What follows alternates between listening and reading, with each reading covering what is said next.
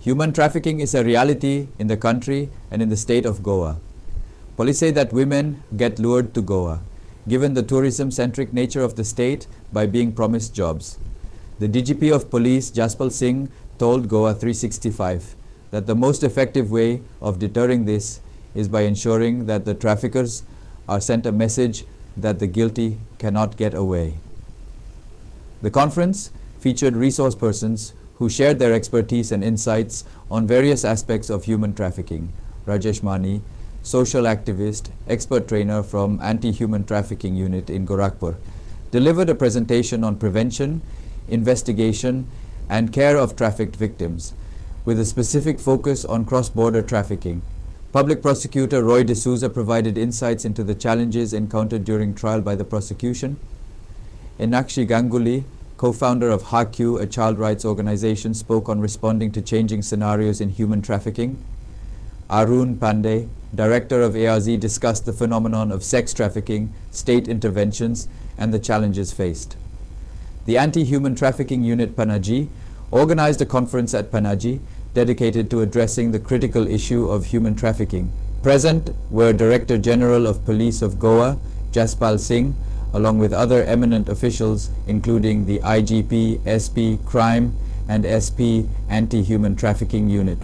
चूँकि गोवा एक पर्यटक राज्य है जिसमें के जो ह्यूमन ट्रैफिकर हैं वो ये समझते हैं कि एक रेडीमेड मार्केट मिलती है कि यहाँ टूरिस्ट आता है और उस तरह के आप उसको प्रलोभन दे सकते हैं, क्योंकि गोवा में किसी को बाहर से इंड्यूस करके लाना आसान रहता है कि गोवा में टूरिज़्म इंडस्ट्री है, आपको वहाँ हम किसी होटल में रोज़गार दे देंगे, आपको किसी रेस्टोरेंट में रोज़गार देंगे। बाद में जब कोई भी यंग लड़की यहाँ आके महसूस करती है कि उसके साथ धोखाधड़ी हुई है, ऐसे हमारे इन्वेस्टिगेशंस में भी, लेकिन ये कोई सेंटर पॉइंट नहीं है कि यहाँ से बाहर कहीं तस्करी हो रही हो।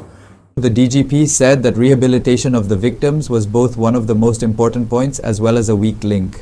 इसमें सबसे जो वीक लिंक रहता है वो रहता है रिहैबिलिटेशन का, जो कि इन्वेस्टिगेटिंग एजेंसी के कार्यभार में नहीं आता है। तो सबसे इम्पॉर्टेंट विषय इसमें रिहैबिलिटेशन का है कि अगर आपने एक महिला को जो किसी गरीब परिवार से संबंध रखती है या एक बच्चा जिसको गरीब परिवार से संबंध रखता है उसको किसी जगह अंडर एज एम्प्लॉयमेंट में रखा है, तो अगर हम उसको वहाँ से निकाल रहे हैं तो उसके लिए क्या अल्टरनेटिव का हम प्रबंध कर रहे हैं। सरकार की बहुत सारी स्कीमें हैं, बहुत से राज्यों ने हर विक्टिम को जिसको रेस्क्यू किया जाता है उसको कुछ ना कुछ कंपेंसेशन देने की बहुत सारी जगह पे पॉलिसी है।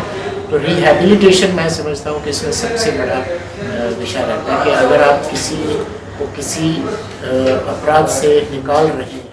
Singh also stressed that parents should keep an eye out on their children, especially their screen times.